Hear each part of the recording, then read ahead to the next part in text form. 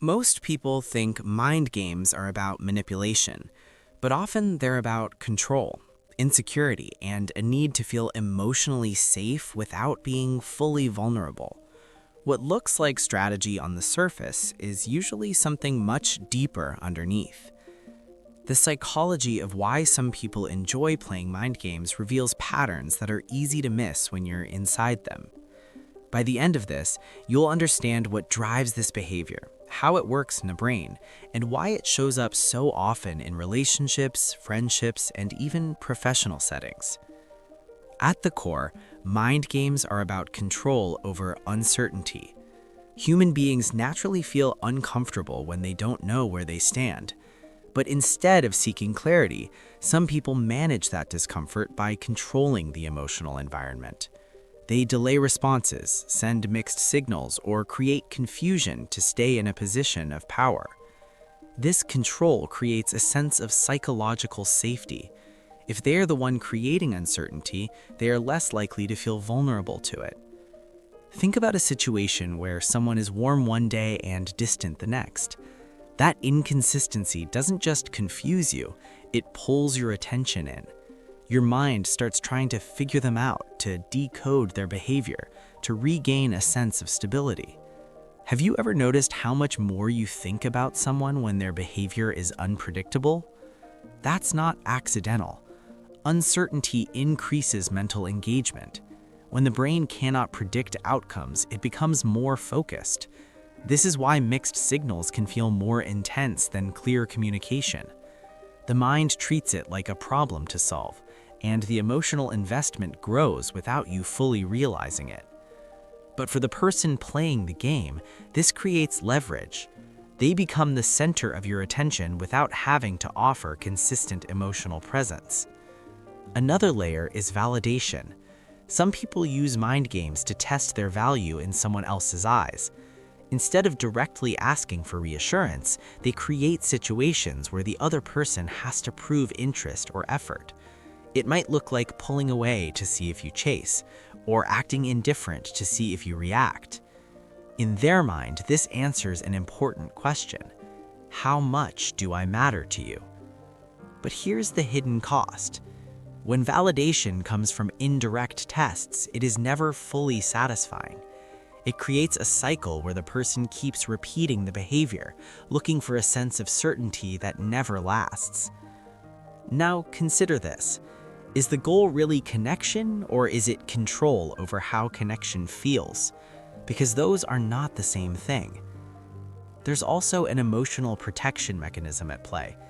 Being direct requires vulnerability.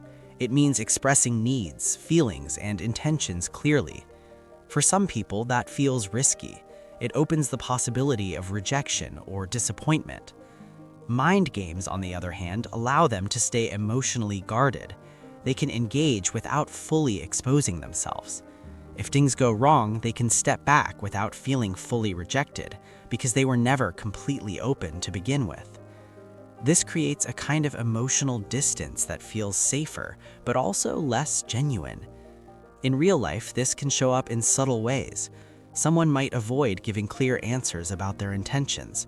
They might create jealousy to test your reaction, or they might withhold attention just enough to keep you engaged without feeling secure. And here's the surprising part. Not everyone who plays mind games is fully aware they're doing it. For some, it's a learned pattern.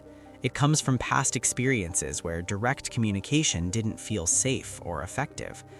Over time, indirect behavior becomes a habit, a default way of interacting that feels normal. But that doesn't make it harmless. Because for the person on the receiving end, mind games create emotional instability. They lead to overthinking, self-doubt, and a constant need to interpret behavior instead of experiencing connection clearly. Let's pause for a moment. If someone's behavior consistently makes you question where you stand, what does that do to your sense of clarity and confidence? That question matters because it shifts the focus away from decoding them and back to understanding your own experience. Another important factor is the reward system in the brain. When attention or affection is inconsistent, it becomes more powerful. Just like unpredictable rewards in other areas of life, it creates a stronger pull. The brain starts associating the person with both relief and tension, which can feel like excitement or chemistry. But it's not always healthy connection. It's often a cycle of emotional highs and lows. Over time, this dynamic can become addictive, not because it's fulfilling, but because it keeps the brain engaged. The unpredictability creates a loop where you keep seeking resolution that never fully arrives. And the person creating that loop may not even realize how much influence they have over your emotional state. So why do some people enjoy playing mind games? Because it gives them a sense of control, validation, and protection from vulnerability. It allows them to engage in connection without fully risking themselves. And in the short term, it can feel effective. But in the long term, it prevents real connection from forming.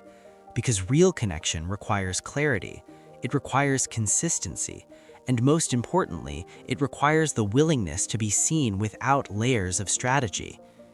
In the end, mind games are less about intelligence and more about avoidance. Avoidance of vulnerability, of uncertainty, and of emotional risk. And once you understand that, something shifts. You stop seeing the behavior as mysterious or powerful. You start seeing it as a pattern, one that you can choose not to engage with. If this made you reflect on your own experiences, take a moment to notice what stood out. And if you want to understand more about how human behavior shapes relationships, you can stay connected for more insights.